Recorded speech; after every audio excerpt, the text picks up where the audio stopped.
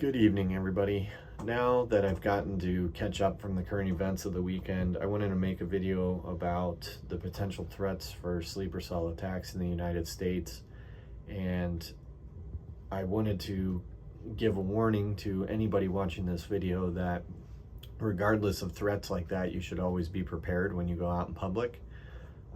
You should be prepared to fight, you should be prepared to defend, and prepare to do things like give medical care and those types of things, evade, evacuate, anything, all the time. And so now more than ever, you should be prepared for that. And you should also be prepared, supply-wise. So 3 days ago, I made a video about, topping up any gas cans you have available around your house, your homestead. And that was 3 days ago. Now, over the weekend, we dropped bombs on nuclear facilities in Iran, and Iran is closing the Hormuz Strait, which is where, supposedly 20% of the oil and gas supply flows through the world. So we're still going to be able to get oil and gas, of course, but you can imagine that that's going to have a pretty drastic supply shock and drive oil prices up pretty significantly, regardless of what we do to try to prevent that. So, stay vigilant and stay aware of what's going on. Don't be looking down at your phone in public. Keep a close eye on your kids. Keep a close eye on the people around you, whether it's friends that you're looking over or potential enemies or threats that look out of place and shouldn't be there. If you don't feel comfortable with the situation, then you need to get yourself and your family out of there. And it is your responsibility to be prepared for those situations as they come up, because you never know when they can, and unfortunately they do happen.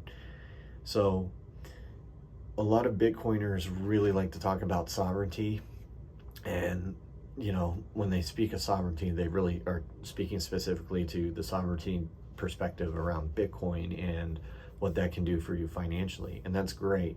That's one pillar of sovereignty that's really important, is controlling of your own money, your own destiny in that realm. However, there's, you got to have physical security, you got to be able to secure your property, and you got to be able to basically take care of yourself and be self-sustaining to truly be sovereign.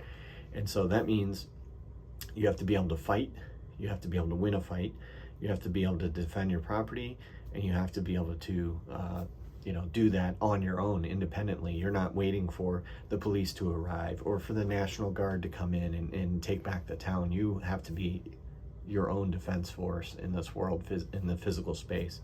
And I think that's a part that's missing with a lot of Bitcoiners. I think it would resonate with a lot of them, but I don't know how many are actually going down that path to secure themselves. So fortunately, living in the United States, we have our God-given right.